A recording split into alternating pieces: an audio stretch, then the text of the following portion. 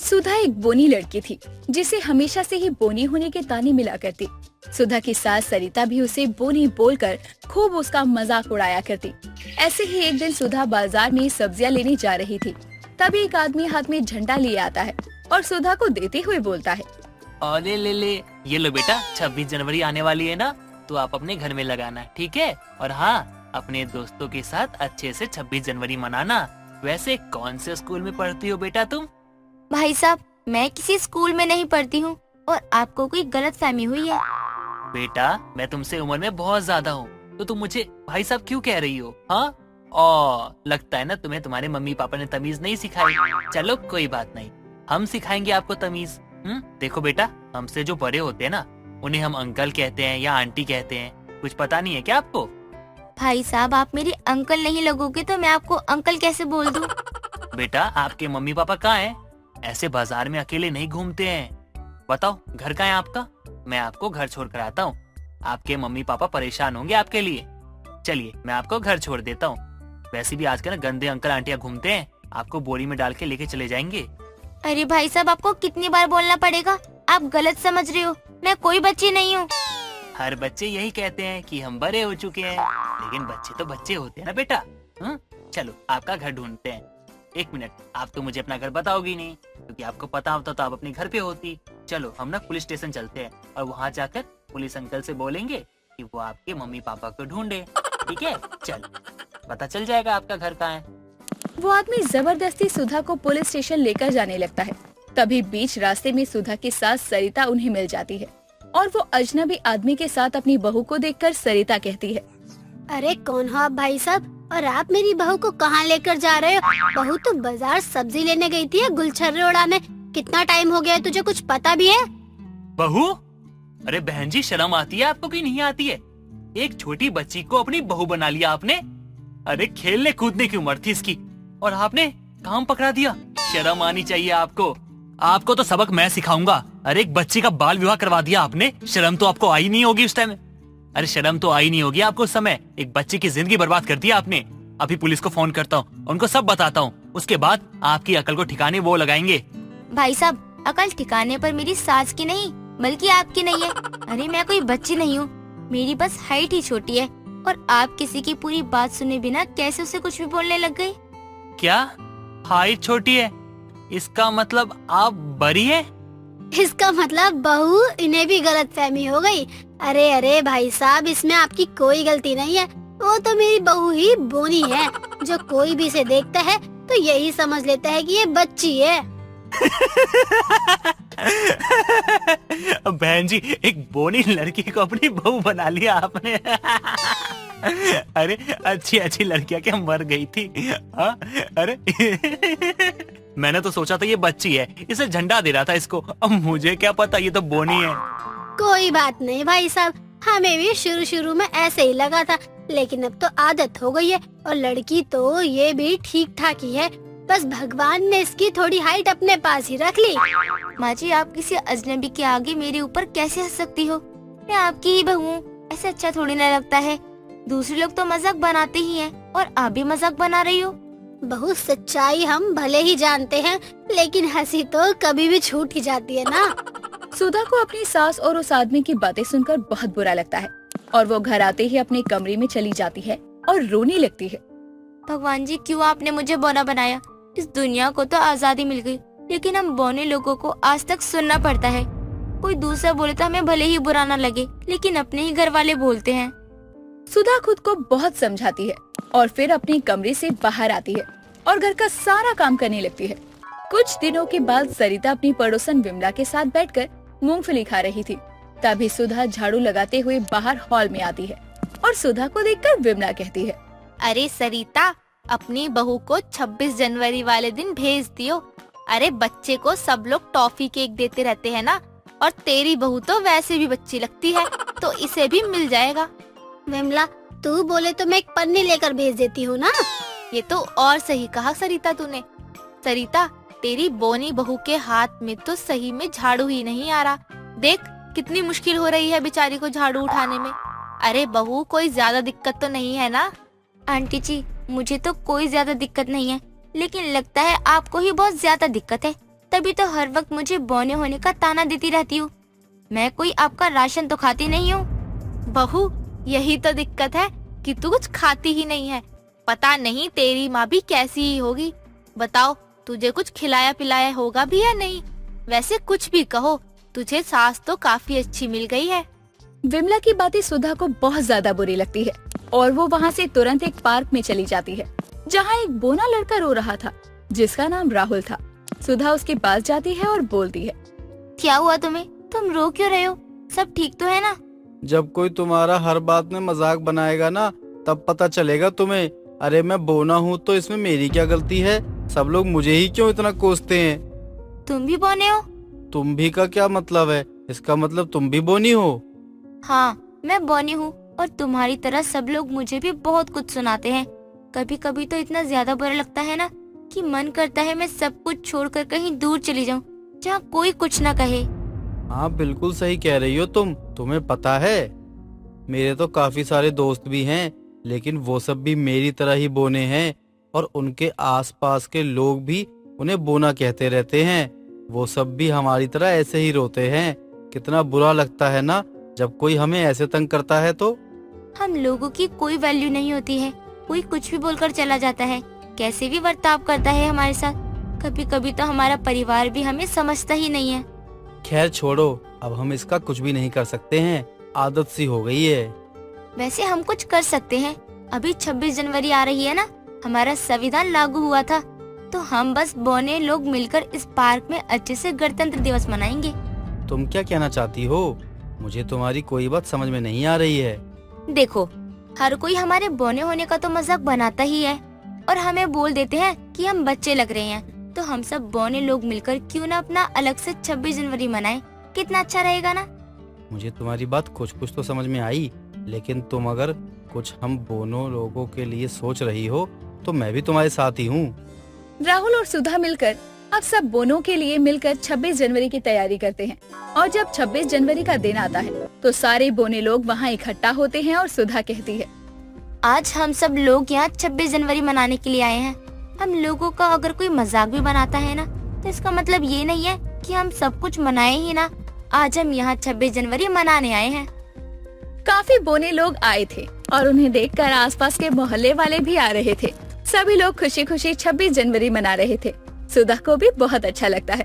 तभी सुधा की सास सरिता और विमला भी वहाँ आते हैं और ये सब देखकर सरिता कहती है, बहू मुझे माफ कर दे। मैंने हमेशा ही तेरे बोने होने का मजाक बनाया, तुझे नीचे गिराया, लेकिन अब मैं ये समझी हूँ कि मैंने बहुत गलत किया।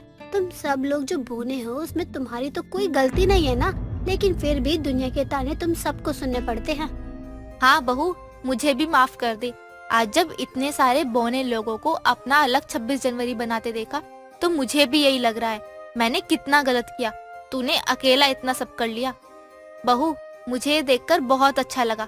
तू हमेशा खुश रह और अपनी जिंदगी में ऐसी ही खुशियाँ भरती रह। कोई बात नहीं, आप लोगों को अपनी अपनी गलती का एहसास हुआ, वही बहुत है। मेरी बोनी बहू की 26 जनवरी सबसे अनोखी है। सुधा बहुत खुश होती है और उसके आसपास के सभी लोग उसे देखकर बहुत खुश होते हैं। कहते हैं बेटी का बाप बहुत खुशकिस्मत होता है, पर किशन लाल कुछ ज्यादा ही खुशकिस्मत था क्योंकि वो एक नहीं बल्कि 5 बेटियों का पिता था जिनकी परवरिश उसने अकेले ही की थी क्योंकि उसकी पत्नी एक गंभीर बीमारी के चलते इस दुनिया से जा चुकी थी। उसकी 5 बेटियां अलग अलग मिजाज की थी। तो आइए मिलते हैं किशन लाल और उसकी 5 बेटियों से। अरे मेरी 5 राजकुमारियों, नाश्ते के लिए फटाफट हॉल में आ जाओ। गुड मॉर्निंग पापा, क्या बनाया है नाश्ते में? तेरे लिए बॉइल्ड सूप और सैलेड, और मन करे तो आलू का पराठा भी चख लियो। आलू का पराठा? वो तो मेरा नाश्ता होगा, मैं किसी के साथ नहीं बांटने वाली। इतना कहकर उसकी छोटी बेटी गरिमा फट से सारे आलू के पराठों की प्लेट अपने आगे सरका लेती है। तभी उसकी बाकी 3 बेटियां भी नाश्ते के लिए हॉल में आती हैं। तो उसकी तीसरी बेटी अनाया खाने में अंडे देखकर गुस्से से कहती है, पापा ये उबले हुए अंडे मेरे सामने क्यों रखे हैं? आपको पता है ना मुझे इसकी स्मेल बिल्कुल भी पसंद नहीं है। अरे उबले हुए अंडे में से इतनी स्ट्रॉन्ग स्मेल आ रही है जो तुझसे बर्दाश्त नहीं हो रही। वैसे भी तेरे सामने रखे ही तो हैं, तुझे खाने नहीं है। दीदी, जो चीज मुझे पसंद नहीं मतलब नहीं पसंद, वो मुझे दिख भी जाती है तो गुस्सा आने लगता है बस मुझे। अरे अनन्या बेटी, शांत हो जा। 1000 दफा समझाया है कि इतना गुस्सा सेहत के लिए अच्छा नहीं है। चल नाश्ता कर आराम से। पापा, आप इतना अच्छा खाना बना कैसे लेते हो? मतलब ये पोहे ना एकदम परफेक्ट बना है, चटपटा और स्वादिष्ट। हाथों से मेरी बच्ची, तेरी पढ़ाई कैसी चल रही है ये बता। पापा, आप क्या खाने के टाइम पर पढ़ाई की बात लेकर बैठ गए? और आप खड़े क्यों हो? बैठकर हमारे साथ नाश्ता कीजिए ना। अपनी 5 बेटियों को खाते देखकर ही मेरा पेट भर जाता है बस। काश ऐसे ही इस छुटकी गरिमा का भी पेट भर जाता। छोटी सी है लेकिन इस छोटी सी उम्र में 5 पराठे डकार जाती है। दीदी देखो, मेरे खाने पे नजर मत लगाओ। हाँ दीदी, मत लगाओ नजर। कहीं इस चक्कर में 2-4 पराठे ज्यादा खा लेगी तो पापा को बेकार में मेहनत करनी पड़ जाएगी। आरुषि के इतना कहते ही सभी हंसने लगते हैं और कुछ देर में सुरभि अपनी ट्रेनिंग के लिए निकल जाती है। तो आरुषि, अनन्या और वर्तिका कॉलेज चली जाती है और गरिमा अपनी यूनिफॉर्म पहनकर स्कूल के लिए निकल जाती है। और किशन लाल खाने की टेबल साफ कर ही रहा था कि तभी उसका नौकर कालू आता है और उसके हाथ से कपड़ा लेकर कहता है, मालिक आप काहे कर रहे हैं ये सब? हम आ गए, हमें करने दीजिए। मुझे लग ही रहा था आज तुझे आने में देरी हो जाएगी, इसलिए मैंने बच्चों के लिए खाना खुद ही बना लिया था। इसमें कौन सी बड़ी बात है मालिक? आप बेबी जी के लिए हमेशा खुद ही खाना बनाते हैं। जाइए आप नहा धो लीजिए, हम लंच तैयार कर देते हैं। किशन लाल ऑफिस जाने के लिए रेडी होने चला जाता है। किशन लाल एक बहुत बड़ी कंपनी में 35 सालों से मैनेजर के तौर पर काम करता था। अच्छी पोस्ट और बेहतर काम की वजह से उसकी कमाई भी अच्छी थी और सबसे बड़ी बात, कंपनी में सब लोग उसकी इज्जत करते। किशन लाल कंपनी में जितनी मेहनत से और जिम्मेदारी से काम करता, उतना जिम्मेदारी से वो अपनी 5 बेटियों की परवरिश भी करता। एक रोज शाम के समय गरिमा किशन लाल से कहती है, पापा सुनो ना। क्या हुआ, भूख लगी है क्या? क्या गरिमा, कुछ देर तो अपने मुंह और पेट को शांति दे दे। दीदी मुझे भूख नहीं लगी, पर मैं पापा से कुछ मंगाना चाहती हूँ। किस खुशी में? तेरा बर्थडे तो अगले महीने है, तो अभी से तुझे क्या चाहिए? आप सब मुझे बोलने दोगे तो मैं बोलूंगी ना। पहले ही अपने अंदाजों और सवालों की पोटली बोलना शुरू हो जाते हो आप। हाँ तो अब बोल भी ले। हाँ तो पापा, मैं कह रही थी कि मुझे स्मार्टफोन चाहिए। क्यों? मतलब मैं 15 साल की होने वाली हूँ। मुझे छोड़कर मेरे सारे दोस्तों के पास फोन है, मुझे भी चाहिए फोन। चुप कर, मुझे मेरा पहला फोन कॉलेज में आने के बाद ही मिला था। अरे इसकी उम्र में तो मैंने बस पापा के हाथ में फोन देखा था। अरे शांत हो जाओ तुम लोग। गरिमा को फोन मिलेगा, लेकिन तब जब वो 10वीं में अच्छे नंबर लाएगी। फिर तो मिल गया फोन। पापा, मना करना है तो सीधे मना कर दो ना, ये बहाने क्यों बना रहे हो? और वैसे भी मैं अभी थोड़ा ना फोन मांग रही हूँ आपसे, 1-2 महीने बाद आप दे देना। आजकल के जमाने में वैसे भी सारे काम फोन से ही होते हैं। आपको क्या पता, मैं अब बच्ची नहीं रही, मुझे भी फोन चाहिए। बस कर अभी, सुरभि दीदी यहाँ नहीं है, वरना तेरे कान मरोड़ कर तुझे अच्छा सा लेक्चर देती फोन मांगने पर। तभी सुरभि घर लौटती है और गुस्से में अपना बैग सोफे पर पटक कर अपने कमरे में चली जाती है। उसका मूड खराब देखकर किशन लाल कुछ देर में उसके लिए खाना लेकर कमरे में जा रहा था तो देखता है कि सुरभि कमरे में रो रही है। तभी वो उसके सर को सहलाते हुए कहता है, पापा को नहीं बताएगी कि किस लिए रो रही है तू? कुछ नहीं पापा, ऐसे ही कभी कभी लगता है कि माँ होती तो सही रहता। वो मुझे समझती, मैं अपने दिल की बात उनसे कह पाती। मैं भी यही सोचता हूँ, इसलिए कोशिश करता हूँ कि तुम लोगों को उसकी कमी कभी महसूस ना हो। तू मुझे नहीं बताना चाहती, कोई बात नहीं, लेकिन खाना खा ले बेटी। पापा, आज मैंने इतनी मेहनत से फाइल तैयार की, उसे प्रेजेंट किया, लेकिन मेरी सीनियर ने मुझे कोई शाबाशी नहीं दी।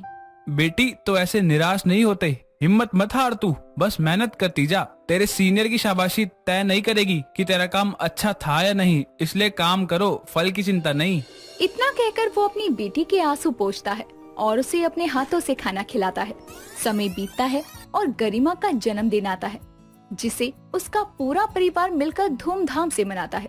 साथ ही किशन लाल उसे उपहार में फोन भी लाकर देता है, जिसे देखकर वो बहुत खुश होती है। सब ठीक चल रहा था। एक रोज कालू घर की सफाई कर रहा था, तभी वर्तिका अपना पेट पकड़े कमरे की ओर जा रही थी तो कालू कहता है, बेबी जी तबीयत खराब है का? नहीं, ठीक हूँ मैं, आप अपना काम करो। तभी वो अपने कमरे में चली जाती है। कुछ देर में जब किशन लाल ऑफिस से लौटता है तो नौकर कालू उसे वर्तिका के जल्दी घर आने की बात बताता है। तो किशन लाल वर्तिका के कमरे में जाकर देखता है कि वो पेट पकड़े बेड पर बैठी है। तभी वो रसोई में उसके लिए गर्म पानी करके हॉट वाटर बैग तैयार करता है। साथ ही उसके लिए एक कप कॉफी गरिमा के ट्यूशन से घर आने पर उसके हाथों वर्तिका के कमरे में भिजवाता है। ये लो दीदी, गरम कॉफी और हॉट वाटर बैग, इसे अपने पेट पर रख लो, कुछ आराम मिलेगा आपको। थैंक यू छुटकी, ये पीरियड्स के कारण ना पेट की बैंड बजी पड़ी है, इससे आराम मिलेगा। वैसे तुझे कैसे पता मेरे पेट में दर्द है? मुझे कहाँ पता था, वो तो पापा ने कहा कि आपकी तबीयत ठीक नहीं है और मैं आपको ये दे दूं। यानी पापा को पता है मेरी तबीयत ठीक नहीं है? सच में पापा हम पाचू का कितना ख्याल रखते हैं। हाँ दीदी, हमारे साथ माँ नहीं है, लेकिन वो हमें कभी महसूस ही नहीं होने देते। इस तरह किशन लाल अपनी बेटियों का ख्याल रखता। एक रोज संडे के दिन सभी हॉल में बैठकर टीवी देख रहे थे। तभी उसकी पड़ोसन अपने बेटे को लिए गुस्से में वहाँ आती है और उसके बेटे के गाल पर थप्पड़ के निशान होते हैं। अरे बहन जी, आप क्या बात है? बात ऐसी है भाई साहब, आपकी लड़की बहुत ज्यादा ही तेज होती जा रही है। उसने मेरे लड़के पर हाथ उठाया है। देखिए देखिए कैसा चेहरा लाल हुआ पड़ा है मेरे लल्ला का। अरे तो आपके लल्ला के काम ही चाटे खाने वाले हैं। देख रहे हैं कैसे बदतमीजी से पटर पटर कर रही हैं। कुछ संस्कार सिखाइए। मैं भी क्या बोल रही हूँ, बाप से भी कहीं बेटियाँ संभली हैं। माँ होती तो थोड़ी अकल देती इनको। ऐसा है आंटी, ज्यादा तो बोलिए मत, क्योंकि गरिमा ने बताया है कि क्यों उसने आपके लड़के की गाल लाल किए हैं। रास्ते में आपके लड़के ने गरिमा की फ्रेंड की ड्रेस पर जानबूझकर इंक डालकर उसे परेशान किया है। तो अब आप बताइए कि अपने बेटे को यही संस्कार दिए हैं कि वो लोगों को परेशान करे? बोलिए ना आंटी, हमारे पापा पर तो आपने बहुत जल्दी उंगली उठा दी। पहले अपनी परवरिश तो देखिए। पड़ोसन की बोलती बंद हो जाती है और वो अपने बेटे को कान पकड़कर घर ले जाती है। अपनी बेटियों के दिल में अपने लिए इतनी इज्जत और प्यार देखकर किशन लाल की आंखें भर जाती है। सच में बेटियों का बाप बहुत खुशकिस्मत होता है और मैं तो इस दुनिया में बहुत नसीब वाला हूँ, क्योंकि मैं 5 बेटियों वाला बाप जो हूँ। राधा की अपनी बहू को लेकर बहुत सपने थे। उसने सोचा था वो अपनी बहू के साथ अलग अलग जगह घूमने जाएगी, उसके साथ शॉपिंग करेगी, रात को खाने के बाद टहला करेगी। लेकिन उसके सपनों पर पानी तब फिर जाता है जब एक सुबह उसका बेटा पंकज, एक पैर वाली लड़की जिसने खड़े होने के लिए बैसाखी का सहारा लिया हुआ था, उसके साथ अपने घर आया और आकर अपनी माँ से कहता है, माँ मुझे पता है आपको ये जानकर हैरानी होगी और शायद आप मुझ पर बहुत गुस्सा करेंगी, लेकिन फिर भी मैं आपको बताऊंगा कि मैंने शादी कर ली है, वो भी इससे। ये रिया है, मैं इससे बहुत प्यार करता हूँ, इसीलिए मैंने आपको बिना बताए इससे शादी कर ली। क्या शादी कर ली, वो भी एक पैर वाली लड़की से? तुझे पता भी है तूने क्या किया है? मेरी बहू को लेकर मैंने हजारों सपने सजाए थे, जिसको तूने पल भर में तोड़ दिया। कैसा बेटा है तू? 4 दिन के प्यार के चलते अपनी माँ के सपनों को चकनाचूर करते हुए तुझे शर्म नहीं आई? माँ मैं जानता हूँ मैंने गलत किया, लेकिन मैं क्या करता, सिचुएशन ऐसी हो गई। वो मेरी पंकज जी मैं बात करती हूँ। माँ जी मानती हूँ, मेरी इस हालत को देखकर आपको लग रहा हो कि आपके बेटे ने किससे शादी कर ली, लेकिन मैं आपसे वादा करती हूँ मैं अपनी इस कमी को कभी भी अपनी जिम्मेदारियों के बीच नहीं आने दूंगी। चुप, एकदम चुप। जो खुद की जिम्मेदारी अपने 2 पैरों पर नहीं उठा सकती, वो मेरे घर की जिम्मेदारी उठाने की बात कर रही है। और पंकज तू आखिर क्या सोचकर तूने इस एक पैर वाली लड़की को मेरे घर की बहू बनाया? माँ अभी आप गुस्सा हैं, इसीलिए रिया की कमी के आगे आपको उसकी अच्छाई नहीं दिखेगी, लेकिन मैं आपको बता रहा हूँ कि रिया से बेहतर कोई और लड़की इस घर के लिए हो ही नहीं सकती। अरे इस एक पैर के सहारे जो खुद के लिए कुछ करने में असमर्थ है, वो मेरे लिए क्या करेगी? तू मेरा बेटा है, इसलिए तुझे घर से तो नहीं निकाल सकती, लेकिन इस लड़की को मैं अपनी बहू भी नहीं मान सकती। राधा इतना बोलकर चली जाती है तो वहीं ये सब सुनकर रिया की आंखों में आंसू आ जाते हैं, जिस पर पंकज उससे कहता है, तुम रो मत रिया, देखना माँ को जब सच्चाई पता चलेगी तो वो तुमको जरूर अपनाएंगी। नहीं पंकज जी, माँ जी को कभी सच्चाई पता नहीं चलनी चाहिए। मैं खुद से माँ जी को मनाने की कोशिश करूँगी। रिया अपाहिज थी, उसका एक पैर नहीं था, बावजूद इसके पंकज ने उससे शादी की और उसे अपने घर लाया। लेकिन उसकी सास के ना स्वीकारने के कारण रिया का दिल दुखता है। अगले दिन सुबह के समय रिया बैसाखी के सहारे रसोई में जाती है और चाय नाश्ते की तैयारी करने लगती है।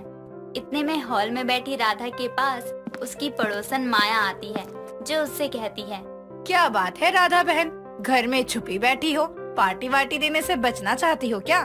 किस बात की पार्टी माया बहन? अरे बहू लाई है घर में और बोलती है किस बात की पार्टी?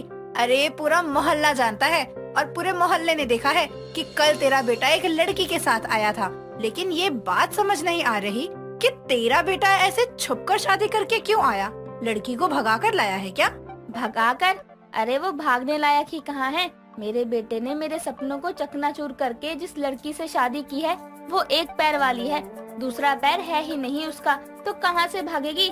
बैसाखी के सहारे तो खुद चलने वाली भाग सकती है क्या? क्या एक पैर वाली बहू? माया के इतना बोलते ही रिया वहाँ बैसाखी के सहारे उन दोनों के लिए चाय लेकर आती है। रिया की आंखों में अपनी सास की बातें सुनकर आंसू आ जाते हैं और वो भारी मन से माया से कहती है, नमस्ते आंटी जी, लीजिए चाय पीजिए। अरे बेटा, इसकी क्या जरूरत थी? तू आराम करती, मुझे ऐसे अच्छा नहीं लग रहा। तू इतनी मुश्किल से चाय लेकर आई है। क्यों माया, दया आ रही है इस पर? अरे शायद मेरे बेटे ने भी दया करके ही इससे शादी करी, वरना उसकी मति नहीं मारी थी जो एक पैर वाली लड़की को अपनी पत्नी और मेरी बहू बनाता। अरे राधा बहन, कोई बात नहीं, बहू तो बहू है और वो अपनी कमी को भुलाते हुए भी देखो तुम्हारे लिए चाय लेकर आई है। अब स्वीकार भी कर लो उसे। कभी नहीं। राधा इतना बोलकर वहाँ से चली जाती है, जिसके बाद माया भी रिया के सर पर प्यार से हाथ फेर कर चली जाती है। अपनी सास के गुस्से के चलते रिया मन ही मन सोचती है कि वो आखिर अपनी सास का गुस्सा शांत करने के लिए क्या करे। इसलिए वो पूरे घर की साफ सफाई और काम करने लगती है। ऐसे ही एक दिन घर की साफ सफाई करके वो कपड़े धोकर छत पर डालने जाती है, लेकिन वो आधी सीढ़ियाँ चढ़ती है कि बैसाखी के फिसलने के कारण रिया भी उसी के साथ नीचे आ गिरती है। उसके गिरने की आवाज सुनकर राधा और पंकज बाहर आते हैं और रिया को गिरा हुआ देखकर पंकज जल्दी से उसके पास जाकर कहता है, रिया, ये क्या हुआ? तुम गिरी कैसे? माँ, मेरी मदद करो, रिया को उठाओ। कुछ नहीं हुआ पंकज जी, मैं ठीक हूँ। कुछ ठीक नहीं हो तुम। माँ, मेरी मदद करो ना। देखो ना, रिया के सर से खून निकल रहा है। हमें इसको हॉस्पिटल लेकर जाना चाहिए। मेरी मर्जी पूछकर तूने इस एक पैर वाली अपाहिज से शादी की थी, नहीं ना? तो अब मेरी मदद क्यों चाहिए तुझे? अरे अगर आज इसके दोनों पैर ठीक होते तो क्या गिरती है? माँ! पंकज जी, माँ को कुछ मत बोलिए, मैं ठीक हूँ, बस सर में छोटी सी चोट है, ठीक हो जाएगी। पंकज खुद ही किसी तरह रिया को अपनी गोद में उठाता है और कमरे में लेकर जाता है, जहाँ कुछ देर में डॉक्टर आकर रिया की मरहम पट्टी करते हैं और उनके जाने के बाद पंकज रिया का हाथ पकड़ के उसके साथ बैठा होता है और कहता है, रिया, आज तो माँ ने हद कर दी। इतनी भी क्या नफरत कि अपनी बहू को दर्द में देखकर भी वो मदद ना करे। हद है। कोई नहीं पंकज जी, वो माँ है, उनको अपने बेटे की बिना बताए शादी करने का दुख है, ऊपर से ऐसी लड़की से शादी जिसका एक पैर ही नहीं है।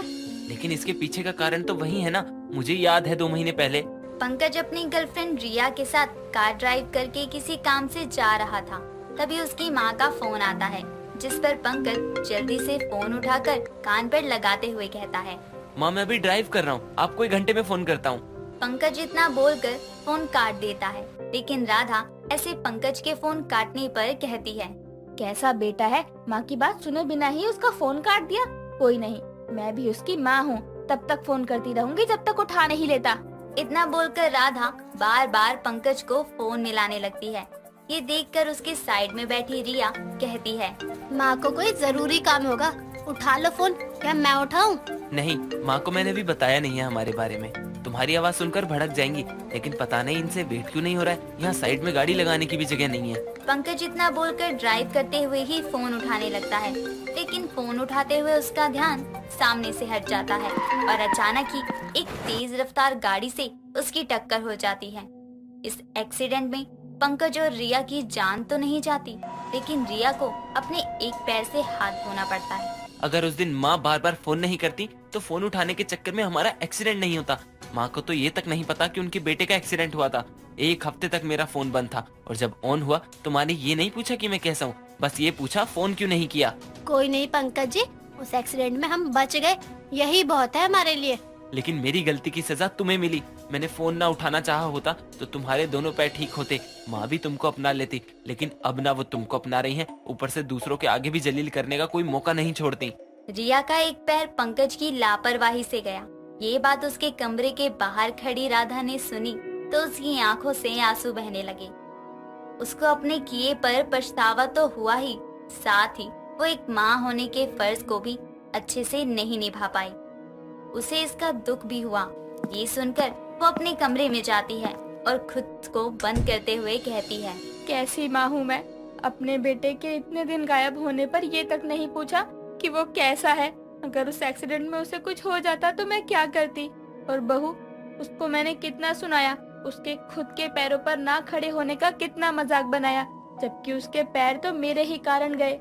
लेकिन अब मैं अपनी गलती सुधारूंगी, बिना ये बताए कि मुझे ये सच्चाई पता है, वरना मेरे बच्चे मेरे बदले हुए स्वभाव को मेरी दया समझेंगे। राधा बिना ये जताए कि उसे अब सच्चाई पता है, धीरे धीरे अपने अंदर बदलाव दिखाती है। रिया की सीढ़ियों से गिरने के बाद से वो उसके लिए खाना और पानी सब कमरे में ही लाने लगी थी। उसके ठीक होने के बाद उसके कामों में उसकी मदद करने लगती, जिसके कारण रिया को भी खुशी हुई कि धीरे धीरे ही सही उसकी सास ने उसे अपना तो लिया। जिसके बाद राधा अपनी एक पैर वाली बहू के साथ ही अपने इधर उधर घूमने वाले सपने को पूरा करती है।